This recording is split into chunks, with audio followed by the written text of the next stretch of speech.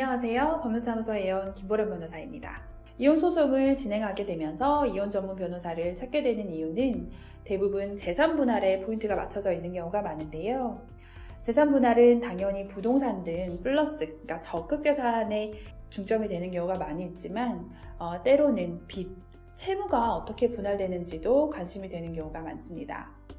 오늘은 적극 재산이 아닌 소극 재산, 채무가 어떤 식으로 분할되는지에 대해서 설명드리겠습니다.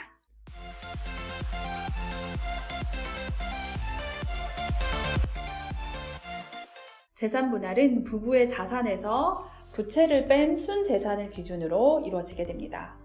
예를 들어서 남편이 5억 원의 시가에 이르는 아파트를 보유하고 있고 거기에 3억 원 정도의 채무가 있으면 남편의 순재산은 2억이 됩니다. 그리고 와이프에게 한 1,000만 원 정도의 금융자산이 있는데 또 500만 원 정도의 마이너스 통장이 있다면 그 500만 원이 순자산이 되고 그 2억 500만 원 순자산의 합계액을 기준으로 재산 분할이 이루어지게 됩니다. 이렇게 산정된 순재산을 기준으로 법원에서 기여도를 판단해 몇 대 몇으로 분할을 하게 되는데요.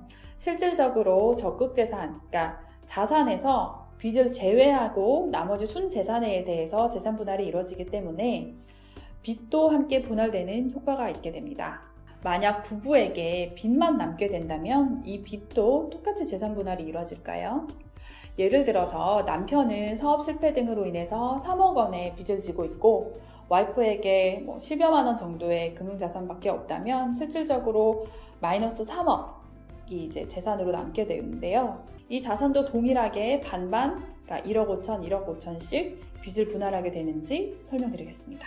여기에 대해서 우리 법원은 상황에 따라 달라질 수 있다라는 입장으로 이제 분할을 하게 되는데요. 실제 부부 재산이 채무 초과인 상태에서 우리 법은 자산이 이제 적극 자산만 남아있을 때 재산 분할을 할 수 있다라고 규정하고 있지 않기 때문에 빚도 동일하게 분할 대상이 될 수 있다는 게 원칙적인 입장입니다. 하지만 이 경우에 어떤 청산의 의미도 있지만 이혼 이후에 살아갈 그런 부양적인 요소도 재산 분할에 대해서 참작이 되기 때문에 채무를 받게 되는 사람의 미래 상황도 종합적으로 고려하여 분할이 이루어지게 됩니다.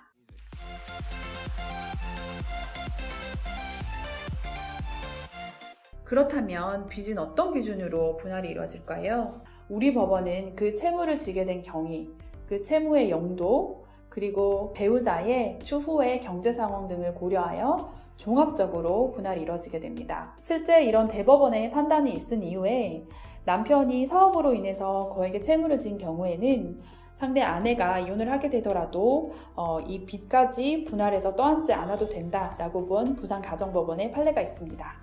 결국 내 명의로 자산을 초과하는 채무가 존재하는 경우에는 이혼하게 된 이후에도 내가 모두 이제 변제해야 되는 상황이 초래될 수 있습니다.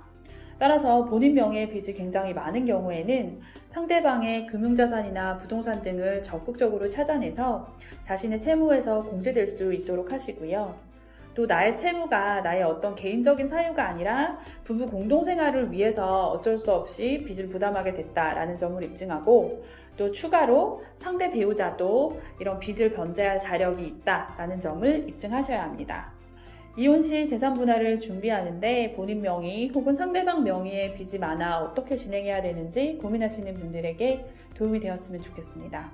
김보람 변호사였습니다.